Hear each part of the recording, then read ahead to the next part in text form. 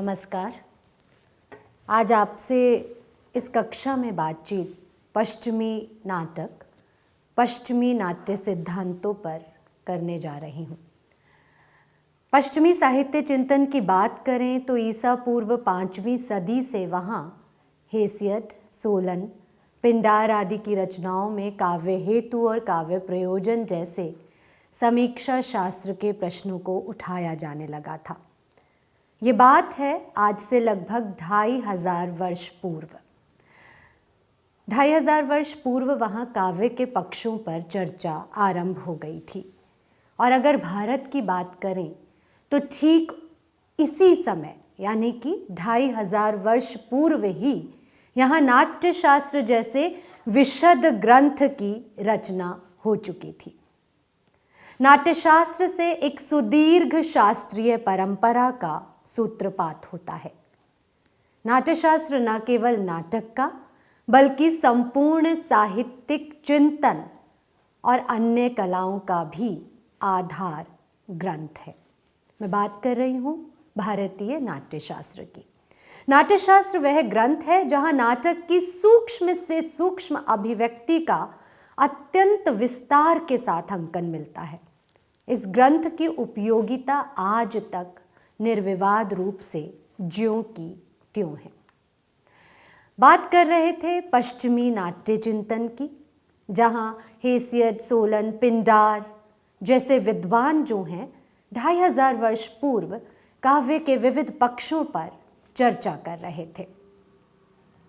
और साथ ही बात मैंने शुरू की आचार्य भरत द्वारा रचित नाट्यशास्त्र की। और नाट्यशास्त्र जो भारतीय नाट्यशास्त्र है वो भी 2500 वर्ष पूर्व ही लिखा गया है। लेकिन नाटक की जिस तरह से एक सुचिंतित परंपरा यहाँ से आरंभ होती है वो अन्यत्र दुर्लभ है। नाट्यशास्त्र में आप देखेंगे तो जो नाटक का प्रमुख विषय होता है अभिनय, उस अभिनय को अत्यंत ही विस्तार पूर्वक नाट्यशास्त्र में बताया गया है। क्योंकि जब वस्तु, रस और नेता की बात होती है तो कथानक को भी बहुत विस्तार से बताया गया है। नेता जिसमें चरित्र की बात आती है, चरित्र को बहुत ही विस्तृत तरीके से बताया गया है। और यहाँ तक कि भेद किए गए हैं, नायक और नायिका भेद, जो कि इतने हैं कि जिनके विषय में पूरा का पूरा एक लेक्चर भी जो है वो कम पड़े। खैर, नाट्यशास्त्र को आचार्य भरत ने पंचम वेद की संज्ञा दी आज से 2500 वर्ष पूर्व, जो कि सभी सीमाओं को तोड़ता है। और नाट्यशास्त्र के रचयिता का कहना है कि इस पंचम वेद में सभी वर्ग, सभी जाति और सभी वर्ण के लोग सादर आमंत्रित हैं। अभिनय का ऐसा दस्तावेज जो कि नाट्यशास्त्र है वो अन्यत्र दुर्लभ है। हमारा विषय है पश्चिमी नाटक। तो पश्चिमी नाट्य चिंतन का जो आधार बनता है वो है अरस्तु का काव्यशास्त्र। शुरुआत 2500 वर्ष पूर्व वहाँ काव्य चिंतन की हो गई थी, लेकिन जो सुचिंतित रूप से एक नाटक का आधार रखते हैं वो रखते हैं अरस्तु। पश्चिमी नाट्य चिंतन का आधार अरस्तु का काव्यशास्त्र है।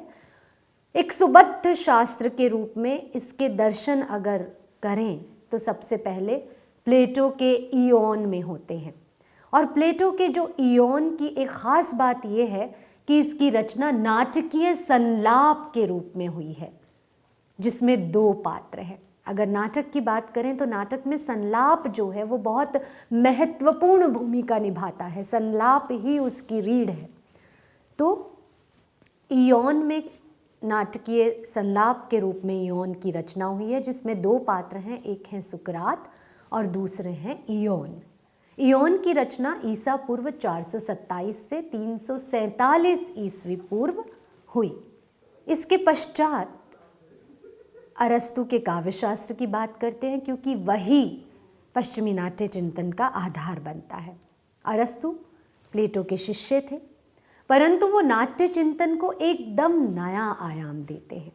प्लेटो की बात अगर करें तो वो कहते हैं कि कविता बाह्य जगत का अनुकरण है और बाह्य जगत को प्लेटो उस विराट चेतना के प्रत्यय में केंद्रित सकल पदार्थों का अनुकरण मानते हैं। इस प्रकार प्लेटो कहते हैं कि जो कविता है वो अनुकरण का अनुकरण है। अनुकरण का भी अनुकरण होने के कारण वो उसको आदर्श राज्य से बहिष्कृत करते हैं, क्योंकि वो अनुकरण का अनुकरण है। प्लेटो के अनुसार कि ये जो संपूर्ण सृष्टि है, ये जो प्रत्यय रूप में विराट चेतना में उपस्थित पदार्थ हैं उनका अनुकरण है, और जो नाटक है या जो काव्य है वो इस अनुकरण का भी अनुकरण है, और इसलिए वो इसको हेय मानते हैं। अरस्तु प्लेटो के शिष्य थे, इयोन की रचना कर चुके थे। इयोन में उन्होंने सुकरात और इयोन के संवाद दिखाए थे। एक तरह से नाटक की जो नींव है पश्चिमी जगत में वो रखी जा चुकी थी, क्योंकि एक नाटक में जो महत्वपूर्ण होती है, कथा वस्तु महत्वपूर्ण होती है, चरित्र महत्वपूर्ण होते हैं, लेकिन जो संवाद है वो अत्यंत ही महत्वपूर्ण भूमिका निभाते हैं। प्लेटो की भांति अरस्तु ने भी कविता को अनुकरण ही माना, परंतु मात्र बाह्य यथार्थ का अनुकरण नहीं। अरस्तु कहते हैं ये मानव की आंतरिक क्रियाओं, भावनाओं तथा चरित्र का अनुकरण करती है। कविता मानव की आंतरिक क्रियाओं, भावनाओं तथा चरित्र का अनुकरण करती है, और इसी क्रम में वह वस्तुओं तथा स्थितियों को ठीक वैसा ही चित्रित नहीं करती जैसी वे हैं, बल्कि वैसा भी जैसी वे समझी जाती हैं और जैसा उन्हें होना चाहिए। और इस प्रकार यहाँ से पाश्चात्य नाट्य चिंतन की एक सुदृढ़ नींव पड़ती है। अनुकरण शब्द का प्रयोग तो अरस्तु करते हैं प्लेटो की भांति ही, लेकिन काव्य को आदर्श राज्य से बहिष्कृत नहीं करते, बल्कि अनुकरण को एक नई संभावना के साथ वो प्रस्तुत करते हैं, और उस नई संभावना में वो बताते हैं कि काव्य जो है वो मानव की आंतरिक क्रियाओं, भावनाओं तथा चरित्र का अनुकरण है, और इसी क्रम में वो वस्तुओं और स्थितियों को ठीक वैसा ही चित्रित नहीं करती जैसी वे हैं, बल्कि वैसा भी वे जैसी समझी जाती हैं और जैसा उन्हें होना चाहिए। और नाटक का अभिनेता कुछ ऐसा ही काम करता है। वो वस्तुओं और स्थितियों, भावनाओं को अनुकृत करता है, अपने में भरता है, एक चरित्र को जीता है, उस चरित्र को जीकर, उस चरित्र को स्वयं में भरकर वो मंच पर लाता है। यही मैं नाट्यशास्त्र की अगर आपको हल्की सी बात बताते हुए चलूं भारतीय नाट्यशास्त्र की, तो भारतीय नाट्यशास्त्र में चरित्र को पात्र कहा गया है। अभिनेता, चरित्र, पात्र। पात्र जैसे कि कोई खाली बर्तन, उसमें चाहे हम अमृत भरें, उसमें चाहे हम कोई जूस भरें, कुछ भी भर सकते हैं और उस पात्र का चरित्र वही हो जाएगा। अगर हम उसमें दूध भर दें तो वो पात्र वही चरित्र ग्रहण कर लेगा, और जब हम उसको रिता देंगे, खाली कर देंगे, तो जो भी हम उसमें नया भरेंगे वो उसका आकार, उसका भाव ग्रहण कर लेगा। तो नाटक में जो मंच पर चरित्र होता है वो अनुसरण करता है। उदाहरण के लिए यदि आप मंच पर दुष्यंत और शकुंतला कर रहे हैं, तो दुष्यंत और शकुंतला को, उनके विचारों को, उनकी भावनाओं को, उनके चरित्रगत विशेषताओं को जब तक कोई अभिनेता अपने भीतर नहीं भरेगा, तब तक वो उसको मंच पर चरितार्थ नहीं कर सकता। इसलिए जब अरस्तु कहते हैं कि जो काव्य है वो मानव की आंतरिक क्रियाओं, भावनाओं तथा चरित्र का अनुकरण है, तो एक तरह से पश्चिमी नाट्य चिंतन की जो नींव है वो रखी जाती है। एक स्थान पर पोइटिक्स में अरस्तु कहते हैं कि क्रिया की प्रतिक्रिया ही नाटक है। एक नाटक में चाहे पश्चिमी नाट्य चिंतन हो या भारतीय नाट्य चिंतन, जब नाटक मंच पर आता है तो उसमें क्रिया का होना, एक्शन का होना और उस क्रिया की प्रतिक्रिया का होना अत्यंत आवश्यक है, क्योंकि यही क्रिया की प्रतिक्रिया जो है नाटक को नाटक बनाती है। अरस्तु 384 ईस्वी पूर्व में मकदूनिया के स्तगिरा नगर में पैदा हुए थे। उन्होंने साहित्य से संबंधित 2 ग्रंथों की रचना की, भाषाशास्त्र और काव्यशास्त्र।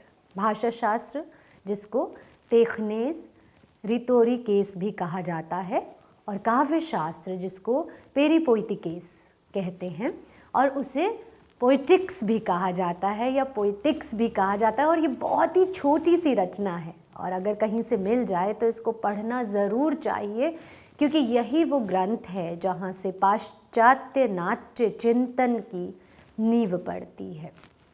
384 ईस्वी पूर्व, यानी कि आज से लगभग वही 2500 वर्ष, 2500 वर्ष पूर्व, इतना जो विशद विवेचन विश्लेषण जो हैं वो अरस्तु करते हैं।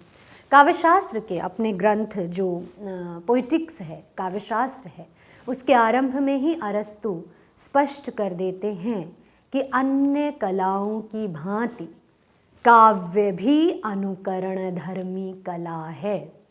चित्रकार अथवा किसी भी अन्य कलाकार की ही तरह कवि अनुकरता है। भारतीय नाट्य चिंतन की मैं अगर साथ साथ आपको बात बताऊं तो जब आचार्य भरत ने कहा कि तत्र विभावानुभाव व्याभिचारी संयोगाद्र रस निष्पत्ति, ये रस का सूत्र है जो आचार्य भरत ने दिया नाट्यशास्त्र में।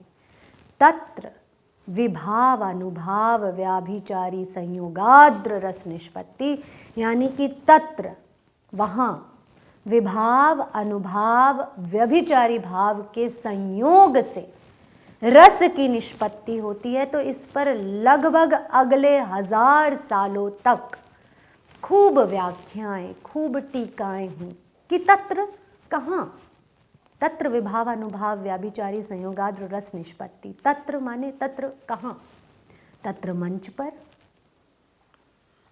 या तत्र अभिनेता के भीतर, या तत्र जब कोई कविता पढ़ता है तो उस पाठक के मन में, या तत्र जहाँ कविता लिखी गई है उस पाठ में।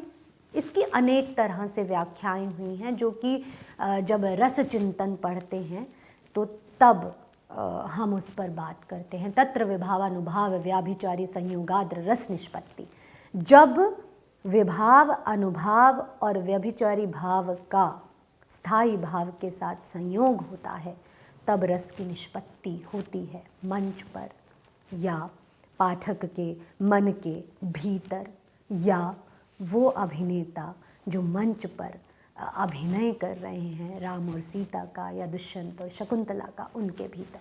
ठीक इसी प्रकार जब अरस्तु कहते हैं कि काव्यशास्त्र में के आरंभ में ही जब वो कहते हैं कि अन्य चित्रकलाओं की, अन्य कलाओं की ही भांति, अन्य कलाओं की ही भांति काव्य भी अनुकरण धर्मी कला है, चित्रकार अथवा किसी भी अन्य कलाकार की ही तरह कवि अनुकरता है, तो वहाँ भी पश्चिमी नाट्य चिंतन में भी इस अनुकरण को लेकर अनेक वाद विवाद हुआ और अनेक तरह से इस अनुकरण को जो है वो व्याख्यायित किया गया।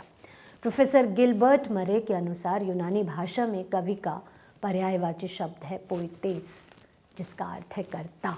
व्यवहार में इसका अर्थ हो गया अनुकर्ता, और परंपरा से यह कवि कर्म के लिए चल पड़ा।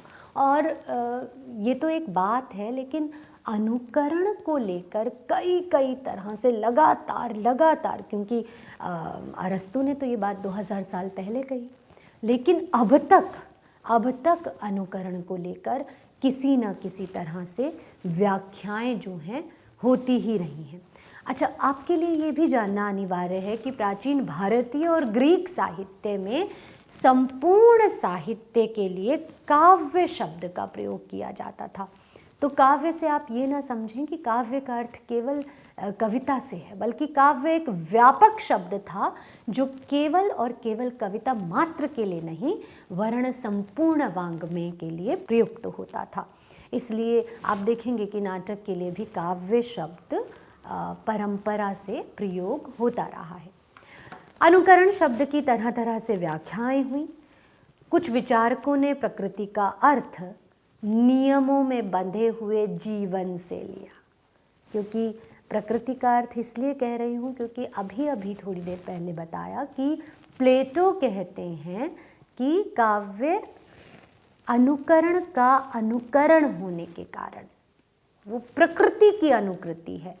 तो इसलिए जब अरस्तु ने भी अनुकरण शब्द का इस्तेमाल किया तो उससे आगे जो व्याख्या हुई उसमें बात यह आई कि अनुकरण शब्द की जब तरह तरह से व्याख्याएं हुई तो कुछ विचारकों ने कहा कि प्रकृति का अर्थ नियमों में बंधे हुए जीवन से है और इस आधार पर कहा जा सकता है कि अनुकरण जो है प्रकृति की हूबहू नकल है। प्रकृति तो भाई नियमों में बंधा हुआ जीवन ही है ना। चांद निकलता है, तारे निकलते हैं, सूरज निकलता है, कभी कभी बारिश भी हो जाती है तब नहीं निकलते, लेकिन नियमों में आबद्ध है प्रकृति। ऋतु में आएंगी तो आएंगी ही, हल्का फुल्का मौसमी परिवर्तन हो सकता है लेकिन सूरज ना निकले ऐसा नहीं हो सकता, है ना। तो प्रकृति की हूबहू नकल को कुछ विचारकों ने अनुकरण कहा। अरस्तु के ही एक अन्य व्याख्याकार हैं बूचर, वो कहते हैं कि कवि अनुकर्ता नहीं सृष्टा है। और यहाँ पर जो एक कवि की जो ताकत है कि वो सृष्टा है, वो रचता है, मतलब वो देखता तो है लेकिन देखने के बाद वो जो उस देखे को महसूस करता है, उस महसूस करने से वो सृष्टि करता है। जैसे बहुत जगह आप कविता भी पढ़ते हैं तो सर्जना के क्षण एक कविता है, आपने पढ़ी होगी। बूंद स्वाति की भले हो, भेदती है मर्म सीपी का, उसी निर्मम त्वरा से, फिर चाहे बरस पर बरस बीते, एक मुक्ता रूप को पकते। मुश्किल कुछ नहीं है, सब आसान है। तो यानी कि सृष्टा, अनुकर्ता नहीं सृष्टा, प्रकृति को देखा, महसूस किया और जो महसूस किया उसकी फिर सृष्टि होते होते होते समय लग सकता है लेकिन वही सृजन है। तो बूचर लगभग वही कहते हैं कि कवि अनुकर्ता नहीं सृष्टा है, जो कि अपनी कल्पना से कुछ और भी रच देता है। त्रासदी की व्याख्या, क्योंकि त्रासदी जो है वो पश्चिमी नाट्य सिद्धांत का मूल आधार है, जिस पर आप आगे देखते हैं रोमियो जूलियट, हेमलेट और ओथेलो। न जाने शेक्सपियर का पूरा नाट्य साहित्य जो है वो त्रासदी को अभिव्यक्ति देता है। तो त्रासदी जो है पश्चिमी नाट्य चिंतन का मूल है और अरस्तु के अनुसार त्रासदी गंभीर, स्वतः पूर्ण, निश्चित आयाम से युक्त कार्य की अनुकृति का नाम है। यह समाख्यान रूप में ना होकर कार्य व्यापार रूप में होती है। इसका माध्यम नाटक के विभिन्न भागों में तदनुरूप प्रयुक्त सभी प्रकार के आभरणों से अलंकृत भाषा होती है। उसमें करुणा तथा त्रास के उद्रेक के द्वारा इन मनोविकारों का उचित विरेचन किया जाता है। देखने में परिभाषा बहुत छोटी सी है, लेकिन इतने बरस पूर्व, मैंने आपको पहले भी बताया कि 384 ईस्वी पूर्व में अरस्तु हुए और इतने बरस पूर्व त्रासदी की महत्वपूर्ण परिभाषा देकर वो पश्चिमी नाट्य चिंतन की नींव रखते हैं। त्रासदी गंभीर होती है, स्वतः पूर्ण होती है। जब उसको मंच पर देखते हैं या किताब में पढ़ते हैं तो उसी में उसके सारे प्रश्नों का जो समाहार है वो मिलता है।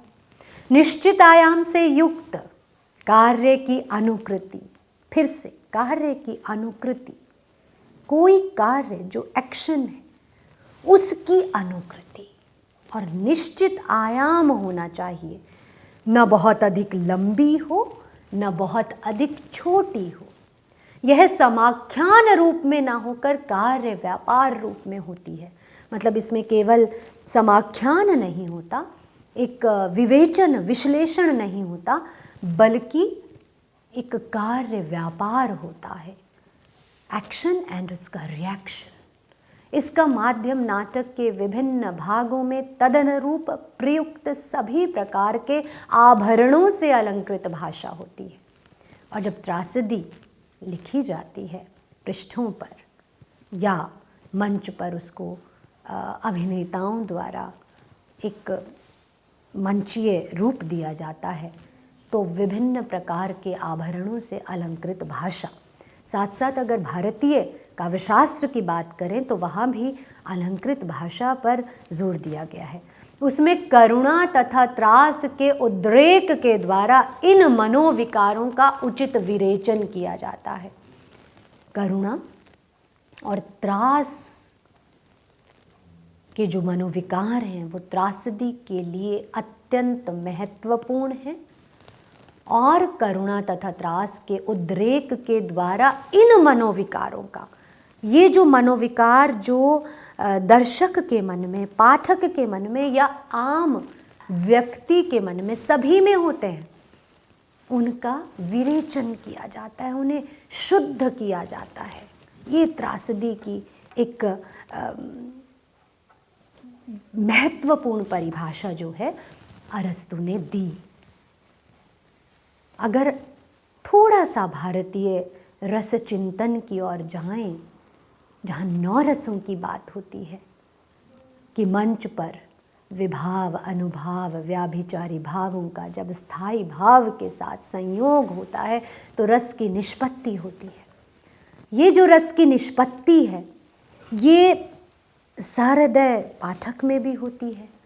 ये जो अभिनेता अभिनय कर रहे हैं जब उनमें रस की निष्पत्ति होगी, राम और सीता का जो अभिनय कर रहे हैं जब मंच पर वो विभाव, अनुभाव और व्यभिचारी भावों के संयोग से जो उनमें स्थायी भाव है वो जब रस रूप में परिणत होगा, और जब राम और सीता जो अभिनेता अभिनय कर रहे हैं वो उस रस का चर्वण करेंगे, तो जब वो उस रस का चर्वण करेंगे, उस रस के चर्वण के माध्यम से ही जो प्रेक्षागृह में, जो ऑडिटोरियम में दर्शक बैठे हैं वो भी उसका चर्वण करेंगे, उन तक भी वो रस पहुँचेगा। त्रासदी के 6 तत्व हैं: कथानक, चरित्र, पदावली, विचार, दृश्य विधान और गीत। तो कथानक जो है वो सबसे महत्वपूर्ण है, क्योंकि कथा वस्तु पर ही पूरा का पूरा जो नाटक है, त्रासदी है, वो जो रहता है उसी पर आधारित। तो त्रासदी को अरस्तु कार्य की अनुकृति के रूप में परिभाषित करते हैं और यही सबसे महत्वपूर्ण बात है। अब अगर कथानक की बात करें तो अरस्तु का कहना है कि उसमें जो कथानक है वो ना तो ज़रूरत से ज़्यादा विस्तृत हो, ना छोटा हो, उसका एक आदि, मध्य और अंत हो, उसमें एक अन्विति हो, साथ ही उसमें कौतूहल बना रहे, जिज्ञासा बनी रहे। और उसके बाद वो कहते हैं कि अभिज्ञान और स्थिति विपर्य, जो कि भारतीय नाट्य चिंतन में भी मिलता है, कि अभिज्ञान और स्थिति विपर्य, सीधा सीधा कथानक चल रहा है और अचानक जो है वो स्थिति बदल जाए, वो भी कथानक में होना चाहिए। त्रासदी के कथानक के लिए अरस्तु ने 3 स्रोत स्वीकार किए हैं: दंत कथाएं, कल्पना और इतिहास। दंत कथा मूलक साहित्य को वो सर्वोत्तम मानते हैं क्योंकि उसमें विद्यमान के साथ अविद्यमान का समन्वय होता है। दंत कथा माने जो प्रचलित है, जो लोक में प्रचलित है, उसमें कल्पना भी होती है, कहीं कुछ अंश तक सत्य भी होता है, और इतिहास को भी वो कथानक का एक अनिवार्य हिस्सा मानते हैं। बात करें चरित्र की, तो चरित्र को लेकर अरस्तु का मानना था कि त्रासदी में आने वाले चरित्रों को भद्र होना चाहिए। उस समय को देखते हुए चरित्रों में अरस्तु वर्गगत भेद भी मानते हैं, परंतु फिर भी उनके अनुसार भद्रता प्रत्येक वर्ग के पात्र में हो सकती है। अरस्तु के अनुसार औचित्य चरित्र का विशेष गुण है, मतलब कोई स्त्री पात्र है, कोई पुरुष पात्र है, तो उनके बनावट के अनुसार स्त्री और पुरुष या अन्य वर्गों के जो पात्र हैं वो एक औचित्यपूर्ण चरित्र होना चाहिए। इसके अतिरिक्त चरित्र में स्वाभाविकता, संगति को बहुत अनिवार्य मानते हैं अरस्तु। चरित्र का विकास इस रूप में होना चाहिए कि उसके अंत तक वही विशेषताएं बनी रहें जो आरंभ में थी। राम का चरित्र अगर देखें यहाँ भी, तो आदि से लेकर अंत तक वही बना रहता है। दुष्यंत को देखें अभिज्ञान शाकुंतलम में, तो स्थिति विपर्य होता है। दुष्यंत भूल जाते हैं शकुंतला को, लेकिन फिर से याद हो आती है। इसी तरह जब हम शेक्सपियर के नाटक देखते हैं, रोमियो जूलियट देखते हैं, तो कथानक की दृष्टि से रोमियो जूलियट में जो है वो प्रेम कथा है। रोमियो और जूलियट एक दूसरे को प्रेम करते हैं। ओथेलो में भी इसी प्रकार है कि डेसिडेमोना और ओथेलो एक दूसरे को प्रेम करते हैं, लेकिन करुणा और त्रास कुछ ऐसा होता है कि त्रास दर्शक जो है, पाठक जो है, डरता चला जाता है, क्योंकि स्थितियाँ कुछ ऐसी पैदा होती हैं कि हमें लगता है कि रोमियो और जूलियट अलग ना हो जाएं या डेसिडेमोना और ओथेलो अलग ना हो जाएं, और इससे हमारे मन में करुणा पैदा होती है। और अंततः जब वो अलग होते हैं, दुखांत तो होता है त्रासदी में। तो ये एक ये जो त्रासद स्थिति पैदा होती है कि रोमियो जूलियट अलग होते हैं, या डेसिडेमोना और ओथेलो की जो नियति एकदम परिवर्तित होती है, उससे जो करुणा और त्रास का उद्रेक होता है, उससे विरेचन होता है। लेकिन ये जो चरित्र हैं, इन चरित्रों का गुण जो नाटक के आरंभ में था वही अंत तक भी बना रहता है। स्थिति सीधे सीधे नहीं चलती, परिस्थितियाँ बदलती हैं, लेकिन अंत में वो गुण जो है वो ज्यों का त्यों रहता है। त्रासदी के तत्वों में अरस्तु तीसरा महत्वपूर्ण तत्व विचार को मानते हैं। उनके अनुसार जो भी परिस्थिति हो उसके अनुरूप संभव और संगत का प्रतिपादन ही विचार है। त्रासदी की भाषा के संदर्भ में अरस्तु का कहना है कि त्रासदी की भाषा प्रसन्न, समृद्ध, उदात्त होनी चाहिए। अलंकारों का प्रयोग उसमें हो सकता है। त्रासदी में गीत का अरस्तु अभिन्न स्थान मानते हैं। गीतों की योजना ग्रीक नाटकों में, पश्चिमी नाटकों में बहुत हुई है, और उन्हीं के प्रभाव से हिंदी के बहुत से नाटकों में भी गीतों की संरचना है। अंधा युग को देखें तो उसमें कोरस का इस्तेमाल किया गया है। वृंदगान के रूप में अरस्तु त्रासदी में गीतों की नियोजना रखते हैं। तो वृंदगान समूह गान जिसको कोरस कहा जाता है, और अंधा युग को देखें तो उसमें कोरस हमको मिलता है और ग्रीक शैली की याद दिलाता है। और इन सभी तत्वों से मिलकर बनता है त्रासदी का दृश्य विधान, जो कि सबसे महत्वपूर्ण तत्व है। विरेचन की मैंने बार बार बात की। विरेचन शब्द का प्रयोग काव्यशास्त्र के 6ठे अनुच्छेद में अरस्तु ने किया है, जहाँ वो कहते हैं कि त्रासदी किसी गंभीर, स्वतःपूर्ण तथा निश्चित आयाम से युक्त कार्य की अनुकृति का नाम है, जिसमें करुणा तथा त्रास के उद्रेक द्वारा इन मनोविकारों का विरेचन किया जाता है। अंततः वहाँ विरेचन होता है। और भारतीय काव्यशास्त्र में, नाट्यशास्त्र में हम आनंद की बात करते हैं। अरस्तु का एक ग्रंथ और है राजनीति, जिसमें वो लिखते हैं कि करुणा और त्रास अथवा आवेश कुछ व्यक्तियों में बड़े प्रबल होते हैं, किंतु हम देखते हैं कि धार्मिक रागों के प्रभाव से वे शांत हो जाते हैं, मानो उनके आवेश का शमन और विरेचन हो गया हो। करुणा और त्रास से आविष्ट व्यक्ति इस विधि से एक प्रकार की शुद्धता का, शुद्धि का अनुभव करता है। उनकी आत्मा विशद और प्रसन्न हो जाती है। इस प्रकार विरेचक राग मानव समाज को निर्दोष आनंद प्रदान करते हैं। और इस प्रकार से देखें तो भारतीय रस चिंतन और ग्रीक त्रासदी जो हैं अंततः एक ही उद्देश्य की ओर अग्रसर हैं, और वो उद्देश्य है आत्मा का विशद और प्रसन्न होना और एक निर्दोष आनंद की प्राप्ति होना। ये जो इम्पॉर्टेंट एस्पेक्ट है। दूसरा जो त्रासदी के बाद एक महत्वपूर्ण नाटक का भेद है वो है कामदी। यथार्थ जीवन की अपेक्षा मानव के थोड़े से एक स्वाभाविक रूप का जो चित्रण है या हीनतर चित्रण है उसको कामदी कहते हैं। त्रासदी का लक्ष्य होता है भव्यतर चित्रण, और कामदी जो है उस भव्यतर से थोड़ा सा निम्न चित्रण जो है वो कामदी में होता है। और उन अरस्तु के अनुसार कामदी का जो लक्ष्य होता है वो एक सहजता, एकदम सहजता, और इसके आधार पर बहुत सारी कॉमेडीज़ की जो हैं वो आगे सर्जना हुई है। इसको प्रहसन भी कहते हैं।